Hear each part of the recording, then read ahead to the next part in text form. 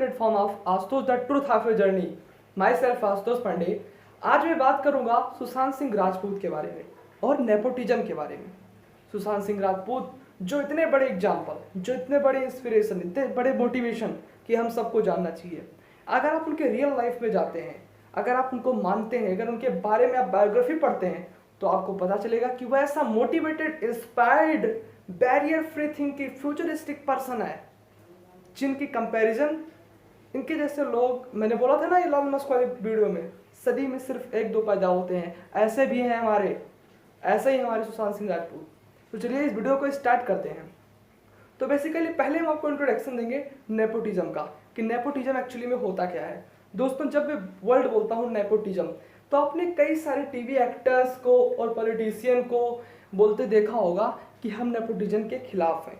इसमें से दोस्तों कई सारे लोग तो ऐसे भी आ जाते हैं जो नेपोटिज्म के नाम पर अपनी ट्रेंडिंग चलवा लेते हैं, उनका नाम हो जाता है, वो वैसे ही बोलते रहते हैं कि नेपोटिज्म क्या है, नेपोटिज्म क्या है, हम नेपोटिज्म का विरोध करते हैं। कुछ लोग तो नेपोटिज्म के नाम पर अपने आप को स्टैंडर्ड बना रहे हैं।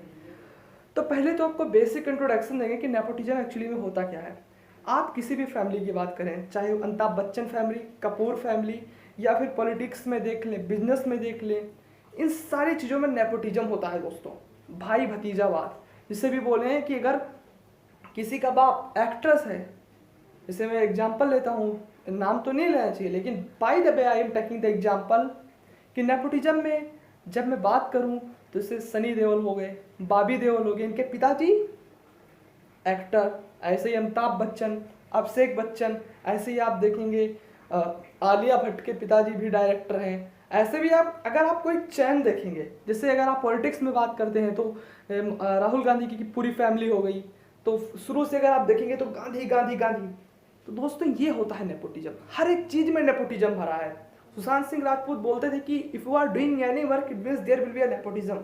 हर जगह नेपोटिज्म है, लेकिन ये एक ऐसी पर्सनालिटी है जो नेपोटिज्म यानी भाई भतीजावाद, कभी आपने बहुत ही कम, बहुत ही रियर ऐसे एक्टर को देखा होगा जो जिनके बैकग्राउंड में कोई नहीं है, लेकिन वो मिडिल क्लास फैमिली से निकल कर इतना ऊपर आए। पहला तो है सुशांत सिंह राजपूत और दूसरे हैं हमारे आयुष्मान खुराना।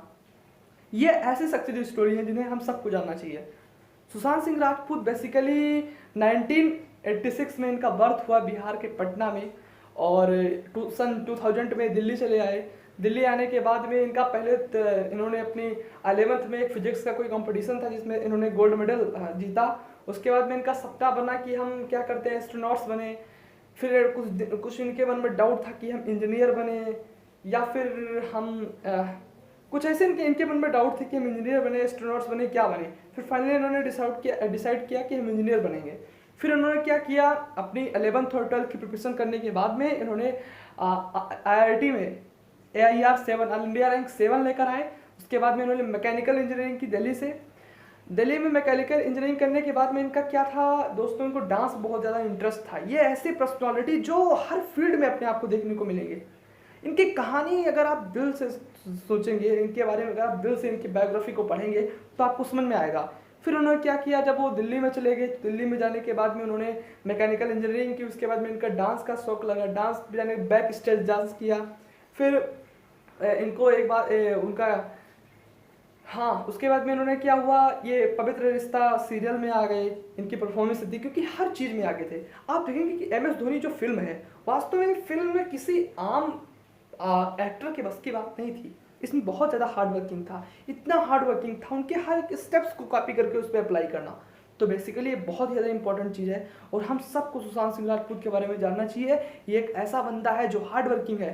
अगर आप मैं स्क्रीनशॉट लगा रहा हूँ, इसका जो था फ्यूचर प्लानिंग करता था, फ्यूचरिस्टिक पर्सन था कि हमको इस हफ्ते में ये गोल अचीव करना है, उसको किसी भी तरीके से करता था। जैसे आज उसने अपने डायरी में लिख लिया कि हमको ये अचीव करना है इस मंथ में, तो वो करेगा। उसने सोच रखा था कि अंडर प्रिविलेज्ड बच्चों को, 350 से अधिक बच्चों को वो नासा में भेजेगा, ठीक है, उनको शिक्षा दिलाएगा, उनको एजुकेशन दिलाएगा। It is a very most important thing that you should need to understand that this person is a very inspirational for of us, very inspirational. हर वीक में उसका कोई ना कोई टारगेट होता और टारगेट को अचीव करता था, उस टारगेट को अचीव करता था, बनाता था अपने टारगेट को। आप देखेंगे सुशांत सिंह राजपूत को तो टेलीस्कोप लेकर एक साइंटिफिक व्यू पे बात करता था। कभी उसकी अगर आप फेसबुक या इंस्टा प्रोफाइल चेक करेंगे तो आप पाएंगे कि एक पोइट्री भी लिखा करता था। तो एक ऐसा बंदा जो हम सबको जानना बहुत ज़रूरी है, उसके बारे में जानना, और क्योंकि ये बहुत ज़्यादा इंस्पिरेशनल स्टोरी है। और नेपोटिज्म की रही बात, तो नेपोटिज्म को हम हैशटैग लगा के, ओपिनियन करके या फिर विरोध करके इसे ख़त्म नहीं किया जा सकता। आप सुशांत सिंह राजपूत जैसे एग्जाम्पल बनने की कोशिश कीजिए, जिससे क्या होगा, जो कॉमन पीपल हैं वो भी, हाँ थोड़ी मेहनत करनी पड़ेगी लेकिन मेहनत करके आगे आएंगे तो उनका भी नाम होगा। Thank you guys for watching the video. Thank you.